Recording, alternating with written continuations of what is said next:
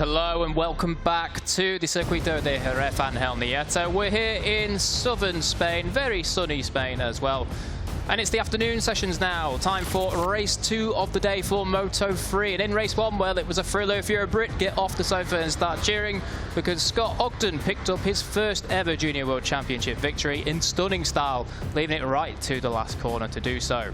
5 left turns and 8 right turns. Jerez is a classic venue that so many people know.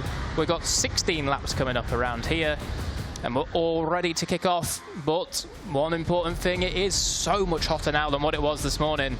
Temperatures are around 36, even 37 degrees Celsius ambient, and those track temperatures, well, it's all important. All important for these guys to get the pace that they want.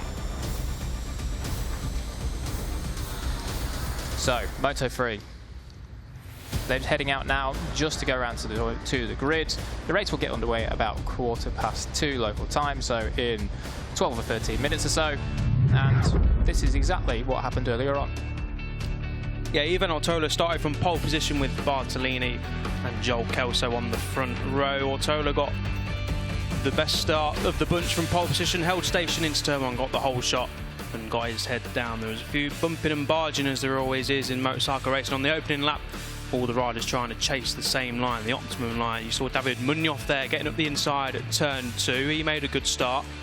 Did the number 64. Slowly, well, actually, no, completely opposite of slowly. Very quickly made his way to the front. He knew what was in line for in terms of the championship, second in the championship. But then this incident here with Joel Kelso on the front straight in the early stages saw David Munoff being handed a long lap penalty. A couple of laps later, the number 64 there, David Munoff, did take the long lap penalty. Didn't cost him too much time, it cost him around about 2 seconds, but he came out importantly ahead of Daniel Holgado. But it was Ortola and Bartolini who were leading the way at the front until that moment there. Bartolini just getting a little bit wrong into the Jorge Lorenzo corner, tagging the back of his teammate Ortola, and Bartolini crashed out of the race. He did pick it up and finished 18th, but no points on offer in race 1 for Bartolini. And then we saw the rise of Scott Ogden coming through. He was in the top 10 group for the entire race, but then slowly picked his way through and then got to the front and didn't really look back. This was on the last lap though. Ortola did make a move up the inside. He threatened to do it on a few occasions, but Ogden was supreme on the brakes, and then it all came down to the last lap. David Munoff shot up the inside. There's Daniel Munoff on the outside. Ortola getting shoved wide. Ogden making his way through the inside as chaos unravelled at the final corner between a few riders. But as we focused on the front, it was Scott Ogden who crossed the line in first place to win his very first Junior Moto3 World Championship race. An excellent ride from the British rider on the asphalt gas machine. Can he do it again in race 2?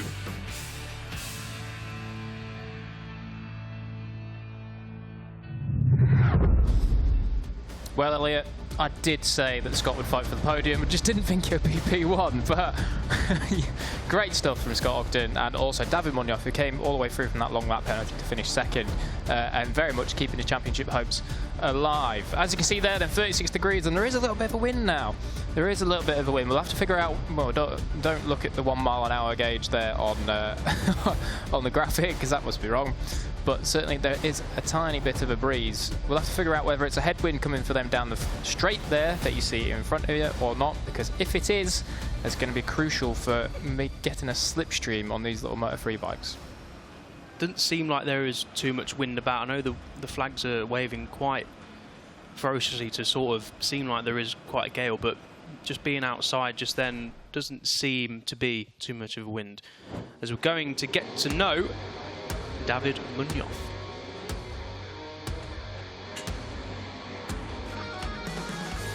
Yeah, my name is David Munoff. In this category is the second year for me, and this category.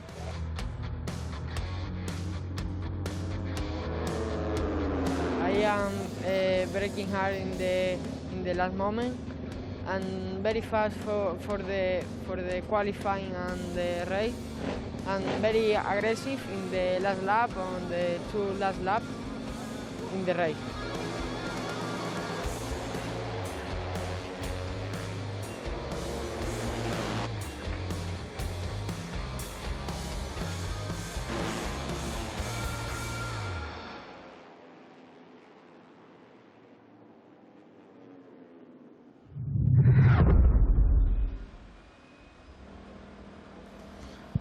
Okay, so here we go then. On the go. What are they sorting out there? There's something on the glove. Has he got like a little brace on his wrist, or it's the elbow slider. I was very confused there for a second. So Ortola then getting a fresh set of elbow sliders fitted to his levers, and yeah, probably going to need them. It is Moto3, elbows out and all that. Saw it in the first race, didn't we? That's what handed David Munoff the penalty in the opening stages. A bit too close to comfort for Joel Kelso down the front straight, and sort of rightly so. Got a long lap penalty for that. But yeah, mostly clean racing for these guys in the race. We saw drama unfold on the last corner. We see that ever so often, don't we, here in the ref? Yeah, here's one man that tasted the gravel at the last corner. Yeah, Alea Bartolini. Got it a little bit wrong, didn't he? We saw in the highlights there. Finished 18th, picked it back up. But yeah, no points on offer in race 1. He'll be hoping to not repeat the same mistake in race 2. He was in the lead group. He was right behind teammate Ortola, so he has got the pace to fight it for the victory here today. So it'll be interesting to see how Bartolini responds to his race 1 mistake. Yeah, they're all at it with the tools today, aren't they? Elia Bartolini as well there, with a little Allen Key sorting something on his visor. But yeah, certainly watch out for Elia Bartolini. Mightily impressive in the first race, just didn't end in the perfect way for him, ending up on his shoulder at turn 13. Here's Joel Kelso then. A little bit frustrated, I'd say it's safe to say, after the first race. Obviously was in that kind of tangle and getting together with David Munoff. Ended up finishing down in 7th after running at the front very, very strongly indeed for much of the early part of the race. So I'm sure that he is one that's going to be looking to get back onto the podium for the second time this year.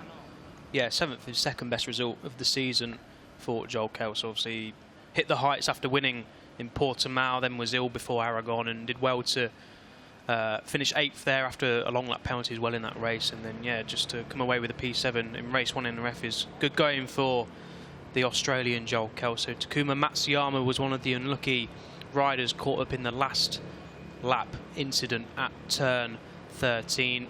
He picked his bike up and wasn't able to finish, unfortunately, for Matsuyama. So yeah, look, bad luck again for Matsuyama and the junior talent team. He was in the lead group fighting for the podium and the race win, but we see it all the time with turn 13, don't we? Everyone trying to chase that inside line. Obviously everyone in the podium battle really wants to stand on the podium, and it just gets a little bit messy sometimes down there, doesn't it? It does, yeah. Just bad luck for him once again. But thankfully, Matsuyama, obviously under the wing of Hiroshi Oyama in the Asia Talent team, so certainly his value and his worth is known, and I'm sure, no doubt, they'll be looking to take him to the World Championship, whether it's next year or the year after.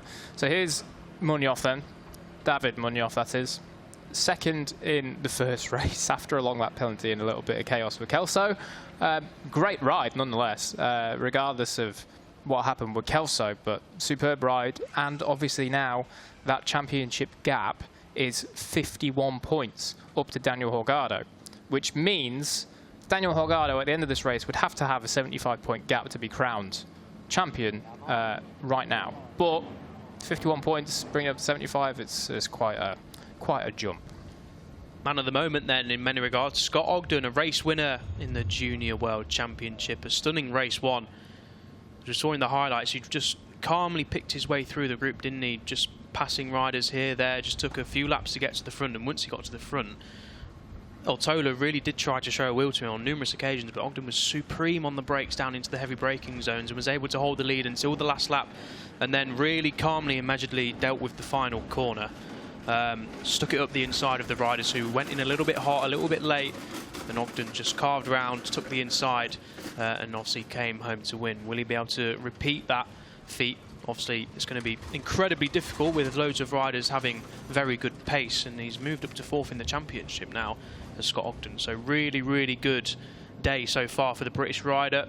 Mario Aggi, we're seeing, sorry to cut you off there, Jack, he's in a not great form, shall we say. I think when we were focusing on the leaders, I think Aggi crashed on the final lap. He was just off the back of the lead group, wasn't he? Just there or thereabouts, trying to push his way into the higher end of the top 10. Yeah, he certainly was. Hopefully some better luck for Mario Aggi and also his teammate Matsuyama coming up in race 2 right now. So that's what we're going to go to then. Here is the starting grid. Ortola on pole from Bartolini and Kelso. Watch out for Kelso making another good start. Matsuyama, let's pray he has some good luck from David Munoff and Scott Ogden, the race 1 winner.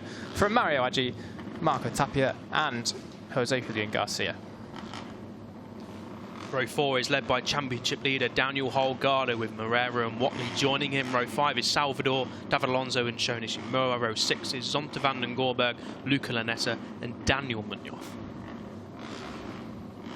And then looking further back on row 7, Sarifudin Asman, who crashed out at the first race, from Carraro and Vaya, Volpi, Milan and Uriarte, then Ryu, Fusco and Aguis.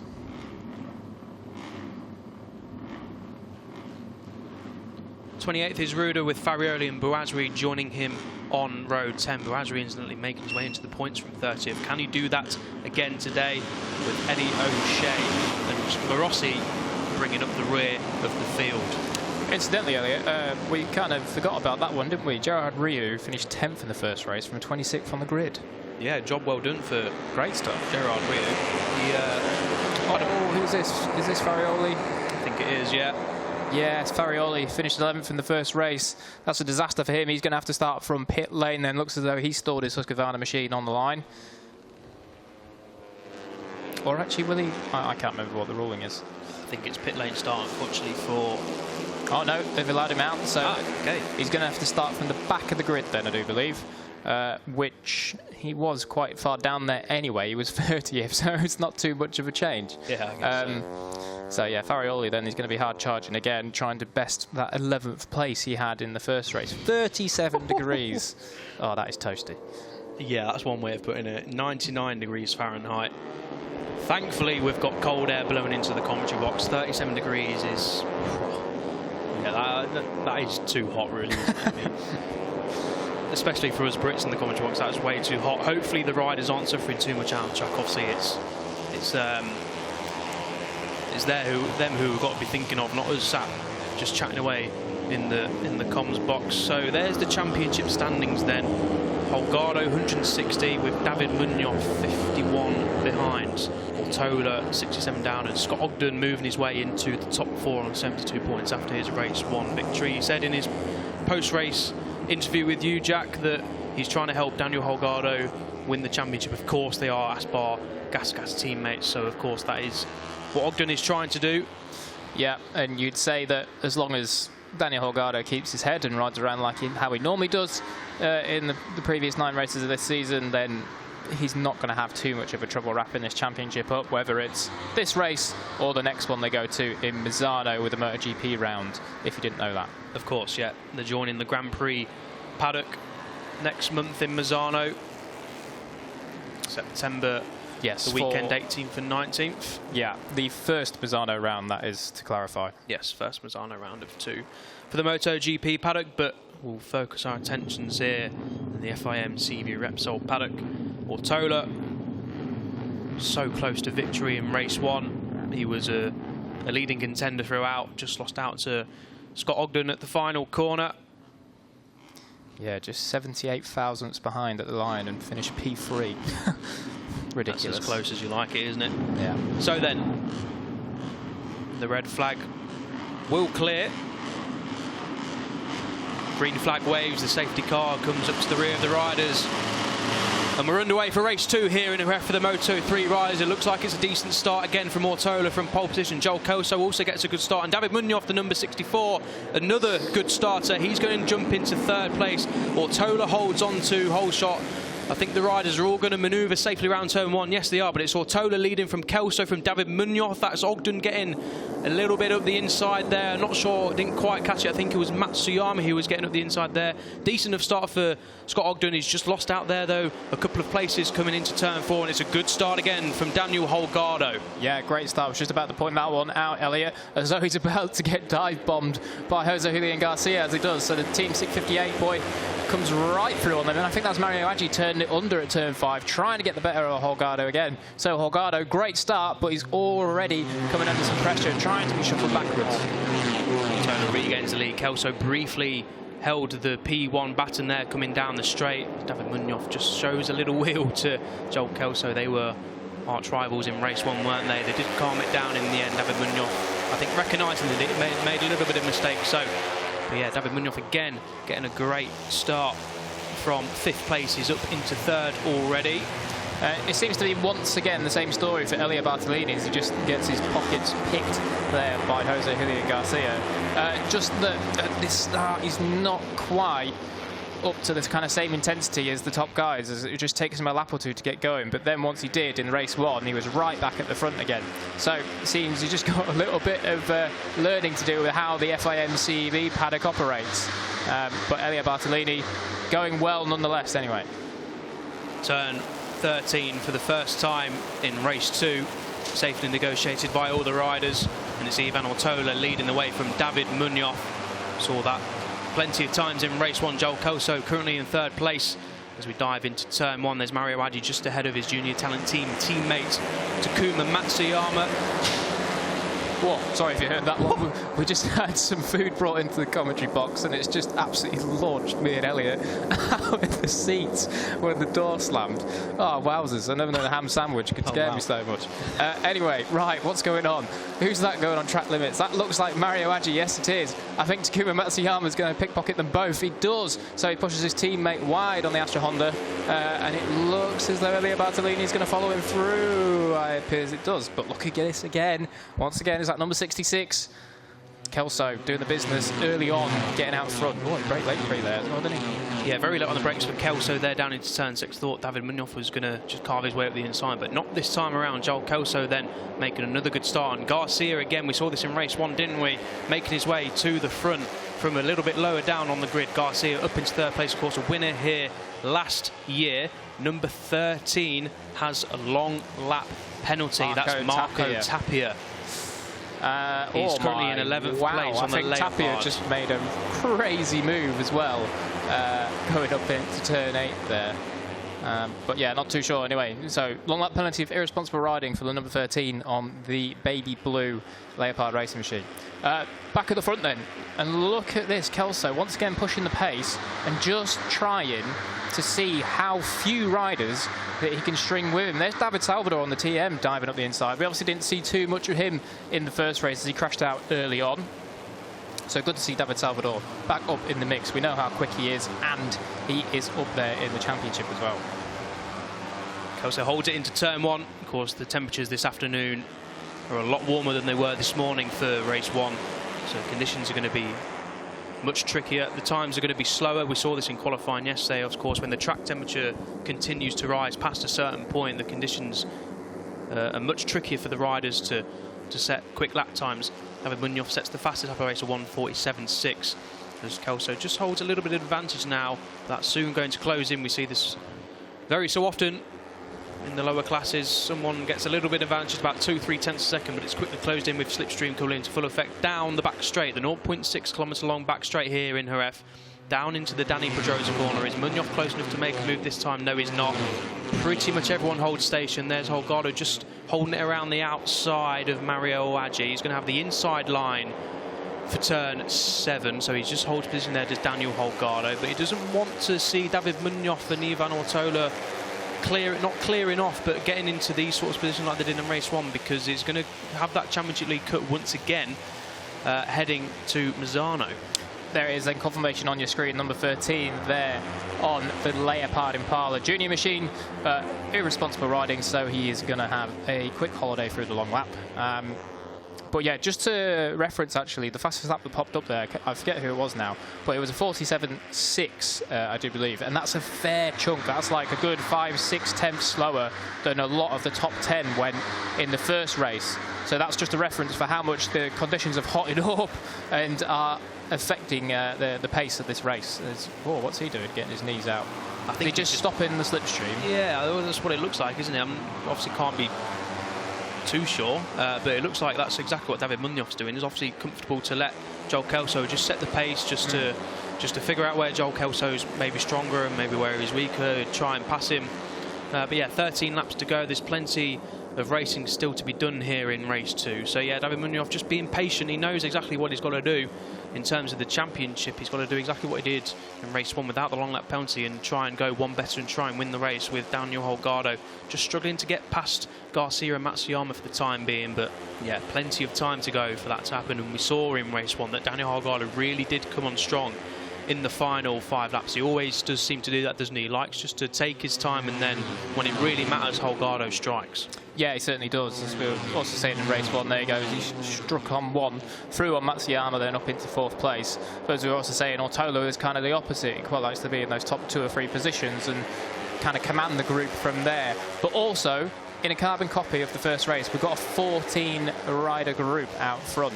It's a big boy, this one, 14 of them, but this time Zonta van den Gorberg has missed the boat. He's in 15th, just in the background there. So if he wants to score another top 10 as he did in race 1, he's going to have to close in about a 2-second gap, I do believe. Yeah, 2-second gap. So work to do for Zonta and the chasing group. Holgado making progress, and he's now up to P4, and he's setting purple sector times, the fastest times of the race through sector 1 and sector 3. So Holgado's not wasting any time here like he did in race 1. I wouldn't say, it's harsh to say he was wasting time in race 1, but you know what I'm trying to say is Tapia takes the long lap penalty. Don't go astray. Nicely done from Tapia. Lose a couple of seconds there. Will it drop him out of the lead group? I think it will. He'll probably fall into the grasps of Zonta van den Gorberg and that group. Yes, he is. He's just less than a 10th ahead of 15th place of Van der Gorberg now. So then back to the front, and it's pretty much situation normal for all of these guys. Kelso been doing this well for the last couple of races, getting to the front and kind of commanding it and seeing what everyone else has got, really. David Munoff also absolutely dogged determination in his pursuit of kind of pushing the pace out front of the top guys, and the same for Ortolo, but interestingly and dangerously for David Munoff. That man right there on screen, number 96, Danny Holgado, is running with them very, very early on. This is going to be interesting, isn't it? Daniel Holgado versus David Munoff versus Ivan Ortola versus the rest of them. Yeah. Joel Kelso currently leading the way. Ortola. Oh, wow. Round the outside. I was just about to say Ortola going to the inside, but it was actually the opposite of Holgado making his way around the outside, and now he's got David Munoff, his main title rival, right ahead of him. What's Daniel Holgado's strategy here then? I think he's just going to try and get past David Munoff and try and disrupt his ribbon just to let David Munoff know that he's there and he's right in this race. Trouble is, as we know, as soon as you got David Munoff in your iron sights, it's very, very hard to actually dismiss him and him not to come back at you. So I'm sure there's going to be a bit of a battle as Kelso takes a big look over his shoulder and sees nothing but the number 64 of David Munoff right up his trumpet. So yeah, Kelso knows that everyone's there now. Into turn 13 we go. Any passing manoeuvres this time around? Ooh. David Munoff up the inside of Joel Kelso for the lead of the race. Getting a little bit busy down towards the lower ends of the top 5 and top 10 there, but all safe through once again. But we have a new race leader, ladies and gentlemen. It's David Munoff, the man second in the championship, leads from Joel Kelso. Here comes Daniel Holgado, not quite at turn 1. He won't. Kelso makes a mistake though. Runs wide. He's going to lose plenty of positions there as Joel Kelso. He's going to. Oh wow, that's not all the way back. But he's just slotted in right next to Scott Ogden, the race winner from this morning. There was a little bit of a shuffle there. But interestingly, at turn 13 there, it was quite strange. Kelso almost suspiciously held the door open for David Munoff to come through. I wonder if he thought, okay, I've had enough, you can lead and I'll follow you. But one corner later, that plan has gone right out the window. So Kelso has given himself a lot of work to do now. Yeah, it's not always the worst idea, is it? If you lead in the race and you're not able to pull clear, you don't want to show all the tools in your box to your competitors. That's very tight, and contact made between Salvador and Jose Julian Garcia at turn 6. That was a bit too close for comfort, but both riders are still in the race and carrying on. Yeah, David Munoff would obviously sit behind Joel Kelso for a while there and would have been working out where he was stronger and maybe where he was weaker and maybe where he can try and make a pass. So it wouldn't surprise me if Kelso did sort of show the door to David Munoff to try and say, there you go, mate, you can now try and lead and I'll try work you out. But obviously it's backfired a little bit if that was the case, because Kelso now is down in 10th after that turn 1 mishap. Was that, here you go, mate, you doing your Australian impression of Kelso? I'm useless at accent, so if I did sound Australian, then maybe it's just in my genes. That's another Australian, Senna Guise. Unfortunately, he has crashed out. I think that was turn 1. I'm not too sure, but yeah, a shame there for Senna Guise. David Munoff's team then gives him the head nod. He's got a little bit of a gap. It's 0.486 seconds, so pretty much half a second to Daniel Holgado. Can he break away? No one has been able to break away really today, especially in Moto3 and European Talent Cup. We don't really see it too often in Moto3 at all, do we? Either in the Junior World Championship or on the Grand Prix scene. Riders aren't really able, unless they really do have a superior race pace and they get into a good rhythm. That's Alex Milan, I think, pulling into pit lane, the number 14. Not sure what's happened there. Yeah, but race over for Alex Milan. Looks like possibly just a technical issue. Yeah. Yeah, it's a shame for Alex Milan. A difficult race day for him. He had 2 long penalties in the first race as well. So David Munoff then, this half-second buffer he's got, what do we think? Is it that he genuinely does have the pace to kind of hold them at bay? I mean, if so, it's quite a turn up for the books, that, because it's almost impossible to do that in Moto3. But the man that is chasing him is, there's Senna Guise coming into the pits then, after his little tip-off. But the man chasing him is Daniel Holgado, and you'd say that if anyone's going to have the... Oh, someone's gone off there in the background. Not too sure who that was. It looked like a kind of white and red bike. Is it Ogden? It is Ogden, yeah. He's dropping down the timing screens. What a shame for Scott Ogden then. So the race 1 winner looks as though he has gone awry and into the gravel. Bad luck then for Scott Ogden. Not sure what happened there, but we'll get a replay, hopefully, of what happened to Scott Ogden. But focusing at the front now, yeah, like you say, Jack, it's half a second. David Munoff, if he can just keep this pace up, all the riders we saw in qualifying were able to run pretty much the same lap times within like a few tenths of each other. So they've all got very similar pace. That's good to see. Scott Ogden's back up on the bike, all okay. But unfortunately, it's not a double race win or another podium for Scott Ogden here today in Jerez. Like I say, not sure what happened there, but bad luck there for Scott Ogden. Yeah, and that's also not the best for his teammate Daniel Holgado, who obviously Scott said he was going to try and help him win the championship in this next one. But, I mean, with David Munoff out front and leading and Daniel Holgado second, that is an impossibility if it ends that way for him to win the championship this race, at least, anyway. So, Daniel Holgado with 1 less weapon in his arsenal now. Top 3 in the championship is the top 3 in the race, albeit in a little bit of a different order, as Ortola and Holgado get a little bit closer for comfort there, and Ortola dies at the inside of Holgado. And into second place, demoting Holgado to third. So Holgado is the championship leader, as we know. David Munoff, is the man second in the championship, 51 points adrift as before the race, and Ortola is third in the championship, albeit 67 points down on Daniel Holgado. So this is important for Ortola if he has aspirations, which of course he does, of trying to win the title. But yeah, this is a real showdown between the top 3 riders. Yeah, we've got kind of 3 or 4 different little groups forming here. One we need to point out is David Salvador. Great ride from him. 4th, just punched his way past Elia Bartolini, as though Daniel Munoff is just about to punch his way past Takuma Matsuyama up into 11. He does so, but then, oh wow, it's unbelievable. I thought he'd lost the front there going into 12. Somehow managed to hang on to it. But yeah, Salvador on the TM factory racing machine, 4th place from 13th on the grid. Not bad, that TM. It's certainly up to par with the Honda and the KTM.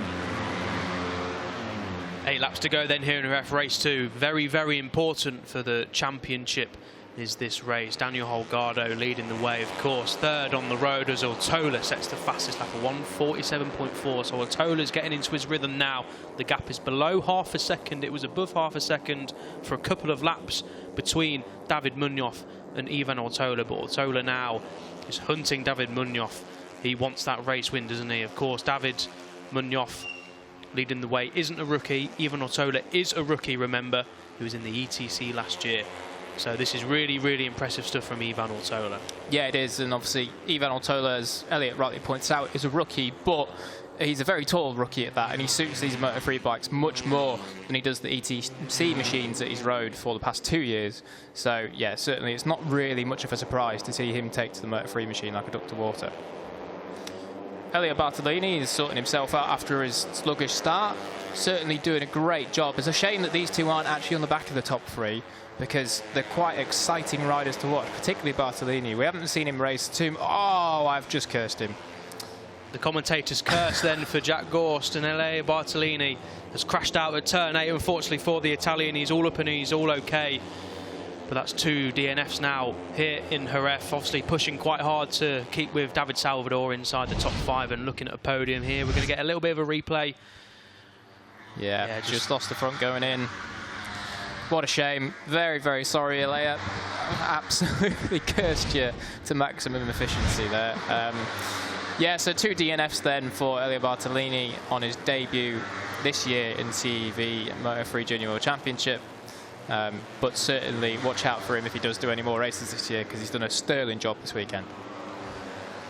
Who's that dropping down the timing screens? I can't quite see. 96, track limits warning. That's Daniel Holgado. Track limits warning then for your championship leader, running in 3rd place. There's 6/10 covering the top 3. You could throw a blanket over them at this point of the race, and with 6.5 laps to go, there's Scott Ogden looking disappointed with his DNF. Unfortunate for Scott Ogden. Not sure what happened, but he can hold his head high after his race 1 victory. Despite the DNF, it's been a fantastic day at the office for Ogden. Well, incidentally, he crashed at the same place as Elio Bartolini did, so I presume that they've both just made the same mistake, just pushing the front a little bit too much, and gone on through into turn 8 at the gravel there. Ogden then right behind Ivan Ortola. They've just lost touch a little bit again with David Munoff. As Morossi gets a track limits warning, he's currently down in 27th place. We'll keep an eye on this lead group for now, and there it is on the bottom of the screen, number 96, Daniel Holgado, track limits warning. So if he strays onto the green one more time, the number 96, he will have a long lap penalty, and if he gets a long lap penalty, it's going to cost him a couple of seconds at least, as David Munoff certainly takes track limits to a bit of an extreme there. Yeah, I think David Munoff almost gave himself a long lap there. He was so far onto the green. That was incredible. He needs to be careful now as well. All 3 of these guys need to be careful. I've definitely seen all 3 of them at some point in this race straying onto the parts that you're not allowed to stray onto. So, yeah, certainly the one thankful thing for Holgado, from his perspective anyway, is that he has a nice buffer behind with only 1 rider in it. So if he does get a long lap penalty, it's not a disaster for him. Yeah, good point. If he does get that long lap penalty, he's not going to drop, you'd think, into, well, he might drop into the grasps of this group that's battling for 5th place. That's Jose Julian Garcia. Took the front at turn 1, a classic Jerez mistake. So many have done it, and he certainly won't be the last. But that's a disaster for him after crashing out the last corner in the first race as well. So 0 points on the board for the 658 man. What's happened there now? It's just the classic turn 1 Jerez crash, isn't it? Took the front, just trailing the brake in a little bit too much. And down the road you go. Thankfully, Jose Julian Garcia is all okay. No repeat victory like it was in 2020 for the Spaniard or the 658 Squadra Corsa team. David Munoff there just takes a look behind him. Sees Ivan Ortola, who now has bridged the gap down to 0.3 seconds, so they're just editing him in slightly again. With the trio equidistant apart.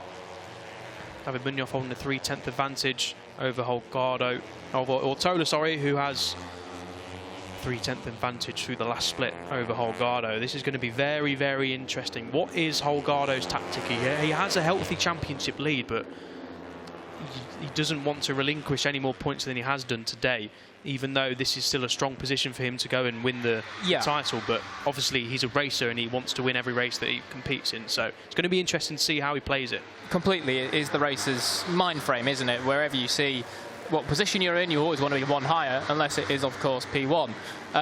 So, yeah, I'm sure that he sees them so close and he's maybe a little bit frustrated that he can't quite get there, but it's only relinquishing 9 points to David Munoff. Going into the last 3 races, 2 races of the season, 3 races of the season, if he does this each race, he'll be absolutely fine. So we do know that Daniel Holgado, I'm sure he won't be panicking too much or thinking about it that much. No, he's not a rider that panics either, is he, Daniel Holgado? He's got a wise head on young shoulders as the Spaniard. As we see his teammate David Alonso leading this group now in 6th place. Daniel Munoff's just broken them slightly. He's a second up the road. Yeah, what's it? I was just about to say, because what's interesting in this race, it seems that the heat and the hot conditions has really separated out the field. You know, you kind of see the guys that have got the pace regardless of the conditions. The top three are the only ones in the 47s, and they're doing mid to low 47s at that. And then everyone else behind them is in the 48s or 49s. So it's really separated out the field of who's comfortable in these hot conditions and who isn't. Yeah, interesting to see, isn't it? Because we mentioned how the hotter conditions in the afternoon on Saturday in qualifying, the times were understandably slower. But yeah, I think you're right. The conditions are obviously a lot tougher in the afternoon. People with the just complete raw pace like David Munoff and Ivan Ortola and Holgado are obviously rising to the fore in race 2. Ooh. David Alonso there exceeding track limits on the exit of turn 10. Yeah, he needs to be careful not to do that too much. That's close then. Ortola, a change for the lead, but David Munoff is going to get the cut back. Not sure Ortola touched track limits there, but David Munoff is back into the lead of the race then, but Ortola's shown a wheel, he's shown that he's there, and Ortola's going to dive up the inside at turn 1 with 4 laps to go. So a change of the lead again, and it's Ivan Ortola now who leads the way, and Daniel Holgado has reeled them in. Daniel Holgado is right there with them. Yeah, this is a little bit of a blessing there for Daniel Holgado. For a moment we thought he was just going to sit there and settle for third, but now he's got them right where he wants them, right in front of him, and this could be the point where we see him go a bit hammer down. As Nico Terol was giving him the signals, he comes around the outside into 5. There's no way he pulls that one off. Doesn't, but he's maybe going to just sweep them and cut back and try to get as good a drive as possible coming onto the back straight. I thought he was going to go around the outside there, Daniel Holgado, but he's got the inside line coming into the Danny Pedrosa corner at turn 6. Who's latest on the brakes? It's David Munoff on the outside, backs it in on the rear brake and gets it shut down to the apex. So it's as you were then. It's David Munoff leading Ivan Ortola from Daniel Holgado, but they're as close as they ever have been now with 3.5 laps to go here in Jerez. Yeah, 3.5 laps to go, and with these conditions, I mean, this is go time, but they're still going to be a little bit wary of the tyres. There's a little bit of a twitch there for David Munoff, but still going to be a little bit cautious about pushing too early because they don't want to abuse those tyres too much, and then they find on the last lap they've just not quite got it in the bag. Big long look over from David Munoff. Hey up, fellas, what's going on? Turns around and sees Ortola and Danny Holgado fully tucked in behind the bubble, and he probably thought, oh, better go. Ivan Ortola at the inside again, just like he did last lap. David Munoff hanging it around the outside, and Daniel Holgado saying, thank you very much, gentlemen, I'll take the lead up the inside. So Daniel Holgado, then the championship leader, now leads the race as they cross the line with 3 laps to go. Ivan Ortola second, David Munoff third. The top 3 in the championship, it's game on. Yeah, it seemed there that kind of the top 2 men at that time, David Munoff and Ivan Ortola, neither of them wanted to lead the race. And I never understand this, because it's like you've just given Danny Holgado a perfect chance to now put in some qualifying laps. And we know he is absolutely rapid on 1-lap pace. And if he can put in a couple of qualifying laps and just make sure that they can't get to him at the crucial zones around this track, he could just sneak a race victory that before looked like a very, very difficult thing for him. So I wonder if now David Munoff has just given away that opportunity to claw some points back. Interesting, isn't it? Not sure why David Munoff took such a long look over his shoulder, but he knows that now Daniel Holgado is with them. That's very, very close. Contact made between David Munoff and Ivan Ortola down into turn 6 with 3 laps to go. That's left Ortola a little bit off the back now of Holgado and David Munoff. A little bit aggressive there from David Munoff, but none of the riders went down. It's clean enough, just teetering on the edge. But David Munoff knows that he needs to beat Daniel Holgado. Ortola knows that he needs to beat Holgado and David Munoff. Munoff up the inside at turn 10. What a move. Great from move. David Munoff. We've not seen that today. Fantastic from the number 64. Yeah, great move there from David Munoff. He is very, very creative with his overtakes. Great stuff. Nice, hard but clean pass there, and certainly surprised Holgado. And that was another track limits violation there for number 96, and he's already on a warning. I think that might be a long lap penalty. Well, we'll wait to see what happens if anything does show up on our timing screens. But what it's just shown in the last half a lap is whatever pace Danny Holgado had, David Munoff had it in the bag, and possibly even more, because he's pulled out now. Good little gap. Yeah, that was a fantastic lap from David Munoff. Struck at turn 10. Holgado would not have been expecting that. You saw Holgado have to lift his gas machine up to avoid any contact, but it was clean from David Munoff. Aggressive but clean, and now with 2 laps to go, he's got a little bit of a gap to his main title rival. 4/10 it was through the first split, and Holgado now has to try and reel the number 64 back in, with Ortola waiting in the wings in third. No confirmation of a long lap penalty yet for Daniel Holgado, so we'll wait and find out if him running onto the green on the last lap is going to hand him that long lap penalty. But we'll focus on what's happening in front of us, and it's David Munoff leading the way. Yeah, interesting how you can go from one lap looking as though you've deliberately let someone else through to lead the race, and then all of a sudden the lap later you've got the biggest gap you've had all race. So yeah, interesting how the fortunes change in Moto3, but certainly David Munoff has masterminded this one quite well. If he can hold this gap throughout this final half of the lap and onto the last lap, then it really is looking good for David Munoff here, race 2 in Jerez. If he can take a P2 and a P1 away from him heading to Mazzano, that will do his championship hopes no harm whatsoever. Good ride from that man you just saw on your screen. 4th place would be his highest finish for quite some time. It would be his highest finish since the very first race of the season. So David Salvador on that TM certainly going to have something to celebrate tonight in the TM motorhome. Here comes Ortola up the inside. No, not quite. I thought he was going to make a lunge there into the Jorge Lorenzo corner, but it's last lap time then as they come across the line. David Munoff looks like he's stretched his advantage further. What is it going to be across the line? It's up to over half a second now.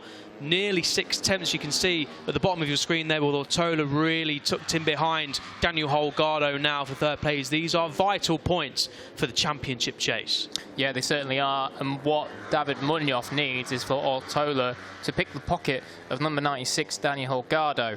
And I tell you what, that was extremely close to track limits. If he does go on to track limits, it's going to be job done for him anyway, so he doesn't even have to worry about overtaking him. But Ortola, you've got to say, regardless of that, he's going to have a go, and it may well be down into turn 6 here. There's almost tears in the eyes of one of the crew members of the Avatel Cardoso Racing as David Munoff looks set to go on and win this one. Ortola at the inside of Holgado into the Danny Pedrosa corner, but Holgado late on the brakes and doesn't give Ortola a chance. We saw that with teammate Scott Ogden. He says, Holgado to Ortola, stick behind me, but it's the last lap. I don't think Ortola's going to be doing that. Holgado looked behind him to see he's got a bit of a gap. That's Filippo Farioli, the number 7, crashing out. But we focus back with the leaders coming into the stadium section. It's still David Munoff leading the way for 7/10. Who is going to take 2nd place? Ortola up the inside at turn 9. No, not quite again. Right, so then, now then Ortola, you've got to wind the wick up. Good exit out of here. Get tucked in behind him. Get all the slipstream you can. Don't dive bomb him into here. Good man. Stick through it. Go through 11. Go through 12. Carry the corner speed. And then you've got to get on the inside of him. Coming down into Jorge Lorenzo. Down into 13. But Holgado's covering it. Yeah, defensive line from Holgado. David Munoff looks like he's safely through, but Ortola's gone round the outside. The defensive line didn't work for Daniel Holgado as Ortola takes 2nd, but the number 64 of David Munoff is going to take a 2nd victory of the season here in Jerez, and Ortola holds on to 3rd place, demoting Daniel Holgado to 3rd place. Ortola takes 2nd, Holgado 3rd, Salvador 4th, and Daniel Munoff 5th. What a race, though, from David Munoff, that man there. It means so much to the Cardoso Racing team. There's some of the members as well. They're going mental for their boy. Great stuff from David Munoff. He's going to close that championship gap in then, and crucially keep it alive. And just say to Danny Holgado, how about you now as we go down the stretch into the final 3 races of the season. Superb victory, superb day as well after that 2nd place with a long lap in race 1. Man of the day for me. Yeah, got to give it to him. David Munoff, sensational in race 1 to finish 2nd behind Scott Ogden. And then to win in such fashion like he did then. He saw Ortola and Holgado come through on him in the closing stages, but then he got his head down, picked them both off, and eventually won by just over a second. Fantastic final few laps from David Munoff. Important victory as well. His 2nd of the season. He won his 1st in Aragon at the last round. That's his 4th podium of the year. That's 3 podiums in a row now. Daniel Holgado, a great race from the championship leader. Just lost out to Ivan Ortola there at the end. Went defensive at the final corner. Nothing wrong with that. trying to defend second place, but Ortola was just able to hold the sweeping line and go round the outside. But Daniel Holgado will certainly take a podium. Still holds a significant championship lead as he pulls a nice little wheelie between turn 10 and 11. That's David Alonso, his teammate next to him. David Alonso finished 6th. A good race from the Colombian. Ortola pulling another nice stand-up wheelie there as the riders pull into pit lane. That's their days done and dusted here at the Circuito de Jerez Ángel Nieto. 2 races down, 3 to go in the 2021 title chase. David Munoff there just stops. I think that's where we saw a few of his fans wearing his T-shirts, or the team's T-shirts. Just on the exit of turn 11. It's where the FIM Moto3 fan club are as well.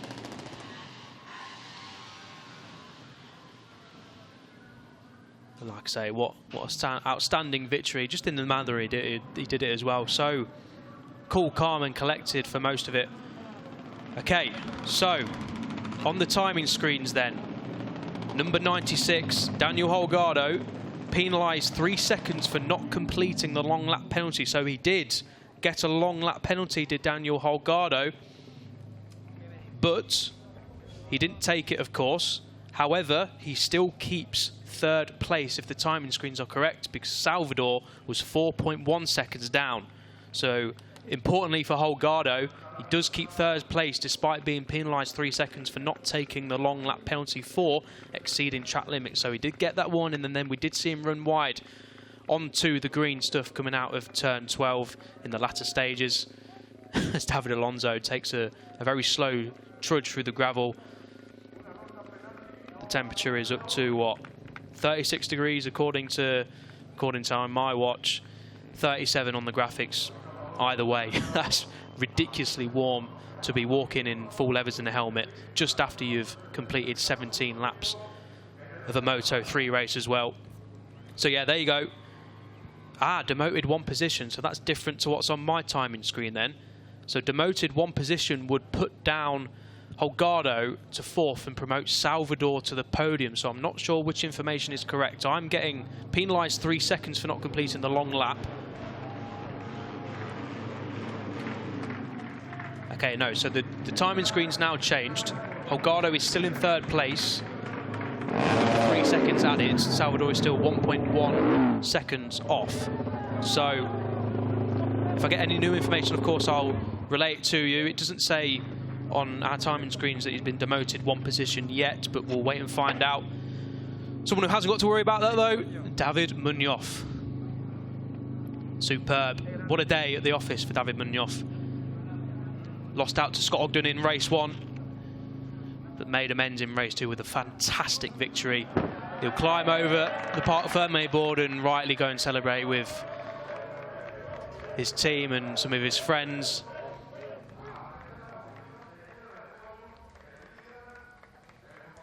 Well-earned rest for them coming up tonight. A few celebratory drinks and some food maybe for the Cardoso team. A successful day at the office, and soon we'll be hearing from David Munoff in Parc Fermé with Jack Gorst. I think Holgado's going to keep 3rd place. It doesn't look like they're wheeling him out of Parc Fermé, so I think it is just a 3-second penalty for Daniel Holgado, so he will keep 3rd place, importantly for his championship aspirations, of course. But yeah, track limits coming into play once again. The riders have got to be careful. It's easily done running wide, especially when you're racing in the group, all chasing the same line. We see it across the board in motorcycle racing now, don't we? Even on the Grand Prix level, even in MotoGP, track limits is a significant factor. But yeah, Holgado does keep that podium place, and after finishing 5th in race 1, it's a good result for Holgado. There's David Munoff coming over the line in race 2 to claim victory. Looks behind, sees Ortola beats Holgado. There's another couple of points in the bag for the team. It's getting emotional down there, understandably so. Fantastic stuff. It means so much to everyone here And we're going to hear from David Munoff now. He's down in Parc Fermé with Jack Gost. David, 2 great races today, second in the first race, and obviously now the victory. You kept the championship alive. Congratulations. Yeah, incredible race for me, for the very hard, the second race, and incredible. This victory for Hugo Millán and the family. Thank you to my team, to the people, and thank you. Well, congratulations, and once more in Spanish for us, please. Sí, ha sido una carrera increíble para mí, muy dura. La segunda carrera por el calor que hacía, pero lo hemos conseguido. Le quiero dar esta victoria a Hugo Millán y a su familia. Gracias a mi equipo y a todas las personas que lo hacen posible. Congratulations. We'll see you in Mazzano. Yeah, nice words from David there. Of course, racing with Hugo Millán in his heart, as we always will be now. Even Ortola started from pole position once again and held the whole shot into turn 1. A great race from the number 24, Joel Kelso, getting up into second place from third on the grid, with David Munoff, the eventual race winner, of course, making another good start from the second row. He was up into third early doors. Holgado also made another good start from 10th place. He found himself in the higher ends of the top 10 from the early stages. As Ortola, Kelso, David Munoff battled it out for the race lead on the opening lap. All the riders safely negotiating most of the first lap, and it was another fantastic Moto3 battle. There was Joel Kelso just running wide at turn 1. He just relinquished the lead on the previous lap to David Munoff, and that mistake ultimately cost Joel Kelso a chance of fighting for the podium here in race 2 in Jerez.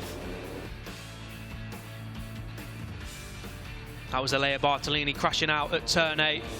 That was soon after Scott Ogden, your race 1 winner, had also unfortunately crashed out. And at the front, there was 3 riders who set the pace: Ivan Ortola, David Munoff and Daniel Holgado.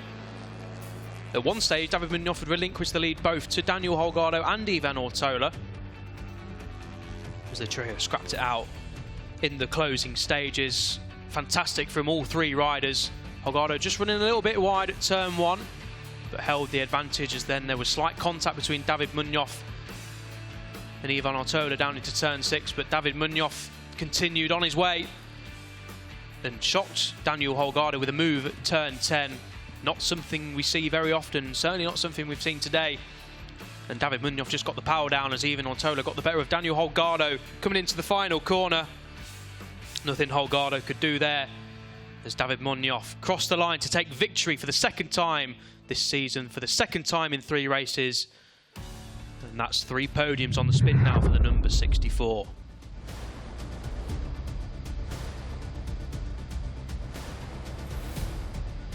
Here's the final results then from race 2 here in Jerez. David Munoff beating Ortola and Holgado to race victory. Salvador, 4th place for him. Great ride from the Spaniard with Daniel Munoff, David Alonso, Joel Kelso, Mario Aggi and Diogo Moreira completing the top 9. There's just confirmation at the bottom of the screen. Holgado penalised with 3 seconds at the end of the race, not demoted 1 position, so he does keep that 3rd place. Matsuyama finished 10th. Luca Naletta 11th, Asman 12th, Van der Gorberg 13th, with Via and Tapia taking the remaining points. Josh Watley, the British rider there, just finishing outside the points by 3/10. Kawasri climbed his way from the back row of the grid to finish 18th. Nishimura, Gerard Ryu, Matteo Volpi, Marcos Ruda, Eddie O'Shea and Alessandro Morossi were the final finishers.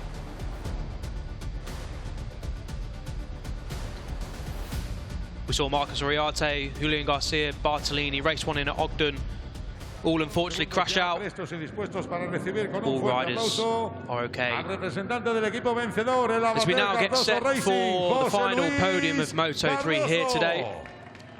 Cardoso Racing team member gladly takes to the podium. Championship leader Daniel Holgado stands on the 3rd step. Ivan Ortola, 2nd podium of the day, a P3 and a P2 on Sunday is a job well done for Ortola, and David Munoff takes victory, goes 1 better than he did in race 2, Finished 0.050 seconds off the win, but made amends in the second race with a fantastic performance. Congratulations to the Avatel Cardoso racing team. A great day at the office. Daniel Munoff crossing the line 5th as well, after finishing 4th in the first race. So really, really good job from that team today here in Jerez. They'll be going home very, very happy indeed. Even Ortola claims 2nd place.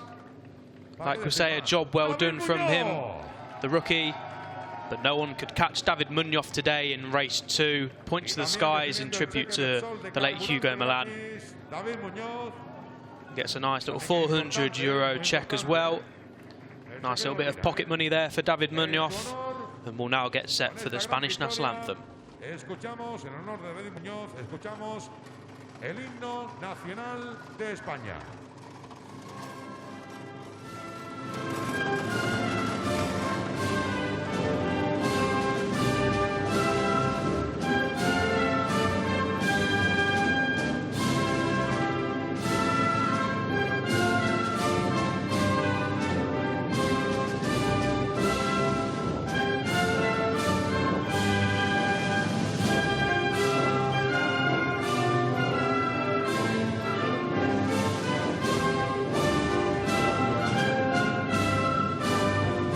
Fuerte el aplauso para David Muñoz, vencedor de esta segunda carrera del Mundial Junior de Moto3 en el circuito de Jerez. Congratulations to David Munoff. Para la celebración con A la successful Sunday at the office for the Spaniard. They'll spray the fizzy water on the podium. I'm sure for all 3 of them it won't be the last time they do that. Plenty more of podium finishes left for David Munoff, Ivan Ortola and Daniel Holgado, that's for sure.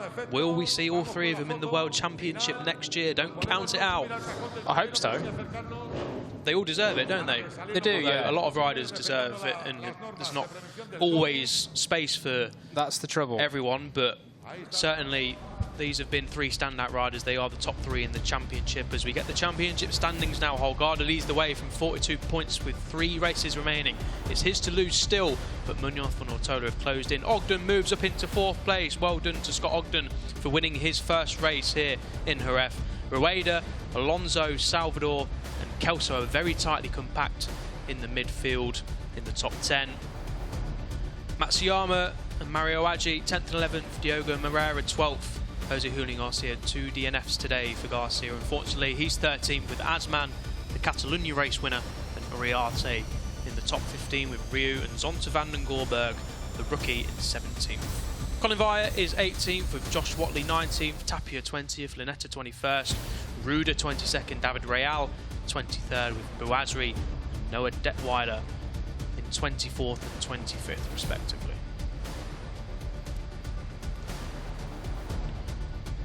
Farioli, Carraro, Clement Rouge, Harrison Voigt. Get well soon to Harrison Voigt. We've not mentioned him today. He was unfortunately caught up in an accident in Portimao. Get well soon, Harrison Voigt.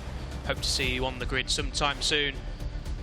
As David Munoff then closes Holgado's championship lead down with just 3 races to go. Fantastic Sunday.